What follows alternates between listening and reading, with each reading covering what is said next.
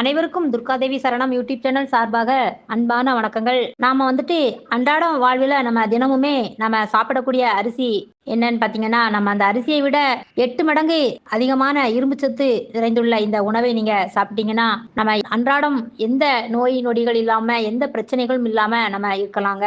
இரும்புச்சத்து என்பது ஹீமோகுளோபின் உற்பத்திக்கு அவசியமான ஒரு ஒன்றாகும். இது உடல் முழுவதுமே இரத்த சிவப்பணுக்களில் ஆக்ஸிஜனை கொண்டு செல்கின்றதுங்க. இரும்புச்சத்து நிறைந்த உணவுகளை போதுமான அளவு உட்கொள்வது ஆரோக்கியமான நோய் எதிர்ப்பு மண்டலத்தை பராமரிக்கவும், இரும்புச்சத்து குறைபாட்டை தடுக்கவும் அவசியம் என்றே சொல்லலாம். இரும்புச்சத்து குறைபாடு காரணமாகத்தான் இரத்த சோகை ஏற்படும். அதனால சோர்வு, பலவீனம் மற்றும் வெளிர் தோல் ஆகியவை போன்ற அறிகுறிகள் எல்லாம் காட்டுங்க. அந்த வகையில இரும்புச்சத்து நிறைந்த உணவுகள் என்னென்ன, அவற்றை எப்படி எடுத்துக்கொள்ளலாம் என்பதை பற்றி இந்த பதிவுல நீங்கள் பார்த்துக் கொள்ளலாம். பதிவுக்குள்ள போறதுக்கு முன்னாடி நம்ம சேனலை இப்பதான் முதன்முறையா பாக்குறீங்கன்னா நம்ம சேனலுக்கு ஒரு லைக் பண்ணி சப்ஸ்கிரைப் பண்ணிக்கோங்க.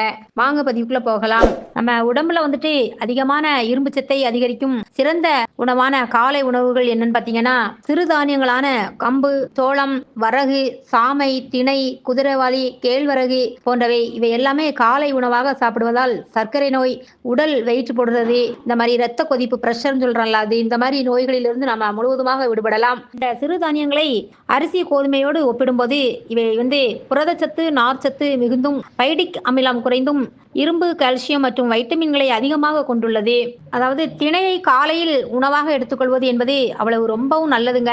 இல்லையெனில் அதை திணையை எவ்வாறு சாப்பிட வேண்டும் அப்படின்னு பார்த்தீங்கன்னா, அதை சர்க்கரை பொங்கல் சாப்பிடலாம், கருப்பட்டி, உளுந்தங்களி போன்றவற்றை செய்து ஈவினிங் ஸ்நாக்ஸாக சாப்பிடலாம். கேழ்வரகுன்னு பார்த்தீங்கன்னா, கேழ்வரகில் கஞ்சி, கூழ், களி, தோசை, அடை, லட்டு, அல்வா மற்றும் பக்கோடா போன்றவை இதெல்லாமே செய்து சாப்பிடலாம். இந்த கேழ்வரகை நம்ம சாப்பிடுறதுனால கால்சியம் அதிக அளவு இருப்பதால் மூட்டு வலி பிரச்சனைக்கு தீர்வாகுங்க.